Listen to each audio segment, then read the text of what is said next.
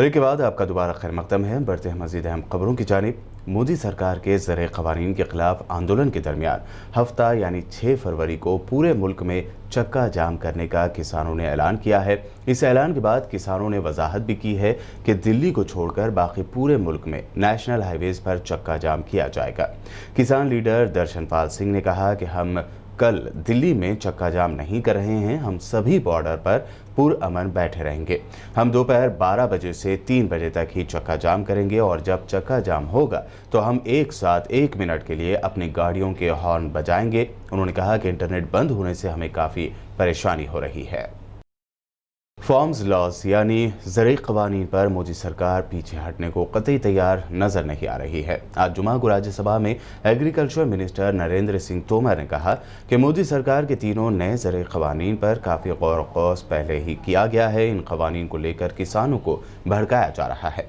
उन्होंने ये भी कहा कि किसानों का आंदोलन बस एक रियासत के किसानों तक ही महदूद है। अपोजिशन की मुखालिफत के दरमियान सरकार ने ज़रूरी क़वानीन और किसान आंदोलन पर सरकार की वकालत करने के लिए एग्रीकल्चर मिनिस्टर का आज ऐवान में खिताब रखा था। तोमर ने अपने खिताब में कहा कि खून से खेती सिर्फ कांग्रेस कर सकती है, बीजेपी नहीं। वहीं तोमर ने दावा भी किया कि देश में उल्टी गंगा बह रही है।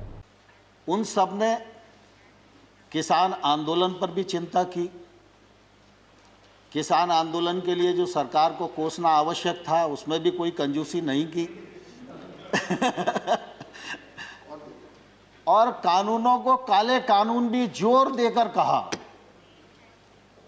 लेकिन मैं आजाद साहब और आने भाई आपको बताना चाहता हूं कि मैं किसान यूनियन से भी 2 महीने तक यही पूछता रहा कि कानून में काला क्या है, एक मुझे बताओ तो मैं उसको ठीक करने की कोशिश करूं। पूरे एक राज्य में गलत फहमी का शिकार हैं लोग। एक ही राज्य का मसला है। Please don't interfere. Let him speak. Please don't. We are very short on time. सभापति महोदय, किसानों को इस बात के लिए बरगलाया गया है कि ये कानून आपकी जमीन को ले जाएंगे। मैं कहता हूं कॉन्ट्रैक्ट फार्मिंग के एक्ट में कोई एक प्रावधान बताए, कोई एक प्रावधान बताए। खड़गे जी, खड़गे जी दुनिया जानती है, खड़गे जी दुनिया जानती है, पानी से खेती होती है, खून से खेती सिर्फ कांग्रेस ही कर सकती है। भारतीय जनता पार्टी खून से खेती नहीं कर सकती। और इसलिए मैं सभापति महोदय आपके माध्यम से कहना चाहता हूं, कॉन्ट्रैक्ट फार्मिंग एक्ट का कौन सा प्रावधान है जो प्रावधान किसी भी व्यापारी को उस किसान की जमीन छीनने की इजाजत देता है? लेकिन लोगों को भड़काया जा रहा है, जमीन चली जाएगी।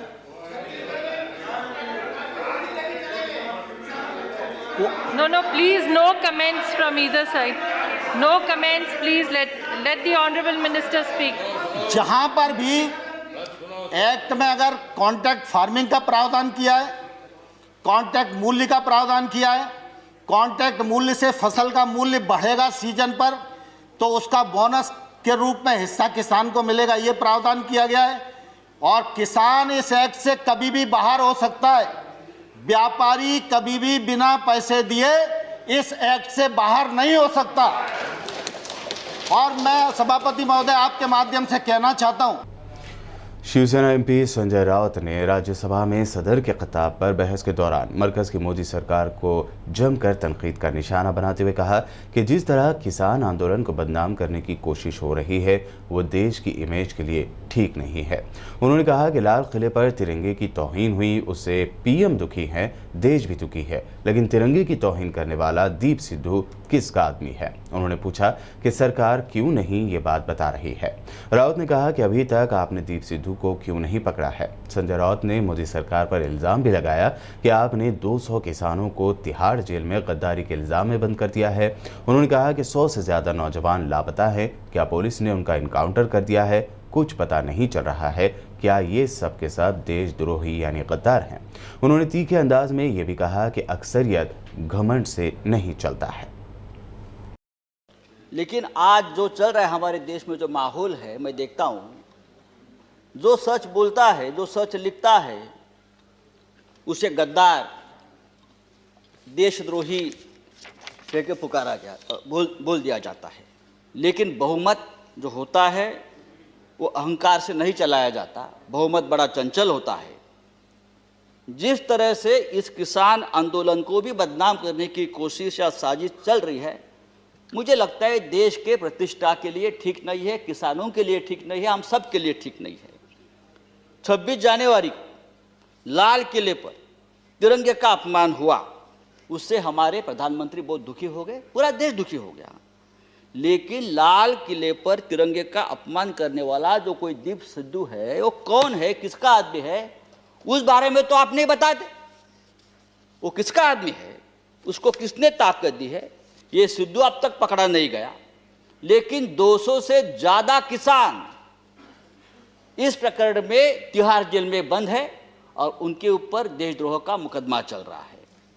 100 से ज्यादा आंदोलक जो युवा है वो लापता है, वो कहाँ है, पुलिस ने उसका क्या किया, उसका एनकाउंटर किया है, क्या क्या मार दिया, वो पता नहीं है।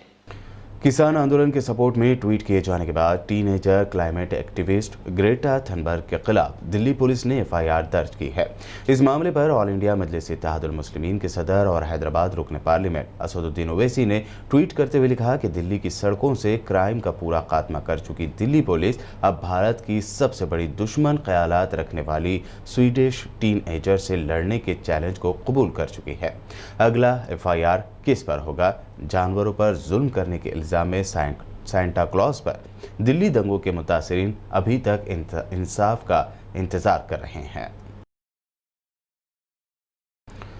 मोदी सरकार के एग्रीकल्चरल कवानीन के खिलाफ किसानों के जारी प्रोटेस्ट को पंजाबी सेलिब्रिटीज के साथ साथ इंटरनेशनल सेलिब्रिटीज भी सपोर्ट कर रहे हैं। ऐसे में बॉलीवुड के एक्टर्स इस मामले पर खामोश बैठे हुए हैं। वहीं किसानों के खिलाफ ट्वीट कर रहे इस पर मशहूर एक्टर नसीरुद्दीन शाह ने बॉलीवुड सेलिब्रिटीज पर तंज किया है। नसीरुद्दीन शाह का एक वीडियो भी सोशल मीडिया पर खूब वायरल हो रहा है, जिसमें वो कहते हैं कि उन्हें लगता है कि वो अगर कुछ बोलेंगे तो वो बहुत कुछ खो सकते हैं। उनके इस वीडियो को पंजाब के मशहूर सिंगर जैज़ी ने अपने ट्विटर हैंडल से शेयर किया है। जैज़ी ने इस वीडियो को शेयर करते हुए लिखा है कि ये होता है मर्द। और हमारे बड़े बड़े जो धनंदर लोग हैं फिल्म इंडस्ट्री के, वो खामोश बैठे हैं इसलिए कि उन्हें लगता है कि बहुत कुछ खो सकते हैं वो। अरे भाई, जब आपने इतना धन कमा लिया कि आपकी 7 पुश्तें बैठ के उसको खा सकती हैं, तो कितना खोलोगे? सिंघू बॉर्डर पर किसानों के प्रोटेस्ट से दिल्ली पुलिस की जानिब से गिरफ्तार किए गए freelance journalist Mandeep Punia को दिल्ली की एक अदालत ने हाल ही में जमानत दे दी है। रिहाई के बाद पुनिया ने बताया कि उन्होंने सिंघू बॉर्डर पर किसानों पर पथराव करने वालों के बारे में बताया था। इसके बाद उनकी गिरफ्तारी हुई। उन्होंने गिरफ्तारी वाले दिन को याद करते हुए कहा कि मैं बैरिकेड के पास खड़ा होकर रिपोर्टिंग कर रहा था। वहाँ कुछ माइग्रेंट मजदूर थे जो निकलने की कोशिश कर रहे थे। पुलिस वाले उन्हें लगातार गालियां दे रहे थे। पुलिस एहलकारों ने पहले जर्नलिस्ट धर्मेंद्र को खींच लिया, फिर उन पर भी लाठियां बरसानी शुरू कर दी। मनदीप के मुताबिक पुलिस वाले कह रहे थे, बहुत दिनों से उछल रहा है, कूट कूट कर बड़ा रिपोर्टर बनाएंगे तुझे। फिर पुलिस वालों ने मनदीप को टेंट में ले जाकर मारपीट की, उनका कैमरा और फोन तोड़ दिया। बहरहाल मीडिया पर पुलिस के जुल्म की दुनिया भर से आवाज उठाई जा रही है। Stand up comedian Munawar Faruqui को सुप्रीम कोर्ट ने इंटरिम बेल यानी अबूरी जमानत दे दी है। दरख्वास्त गुजार ने इल्ज़ाम लगाया है कि रूल्स के मुताबिक फारूकी को गिरफ्तार नहीं किया गया। इसके साथ ही सुप्रीम कोर्ट हाई कोर्ट के हुक्म का जायजा भी लेगी, क्योंकि हाई कोर्ट ने मुनव्वर फारूकी को जमानत देने से इनकार कर दिया था। इसके अलावा इलाहाबाद हाई कोर्ट से जारी प्रोडक्शन वारंट पर सुप्रीम कोर्ट ने रोक लगा दी है। मुनव्वर फारूकी के खिलाफ दूसरी रियासतों में केसेस को खारिज किए जाने की मांग वाली दरख्वास्त पर सुप्रीम कोर्ट ने नोटिस भी जारी की है। बता दें कि मुनव्वर फारूकी पर इल्जाम है कि उन्होंने अपने शो के दौरान हिंदू देवी देवताओं पर काबिल एतराज रिमार्क्स दिए थे। और अब आखिर में हेडलाइंस पर एक और नजर।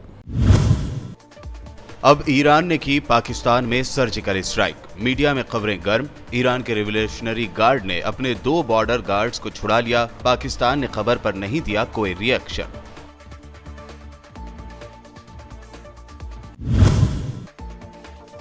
अमेरिका ने सऊदी अरब को दिया झटका। यमन वॉर में सऊदी क़यादत वाली इत्तेहादी अफवाज को अपनी हिमायत खत्म कर देने का अमेरिकी सदर जो बाइडेन ने किया ऐलान।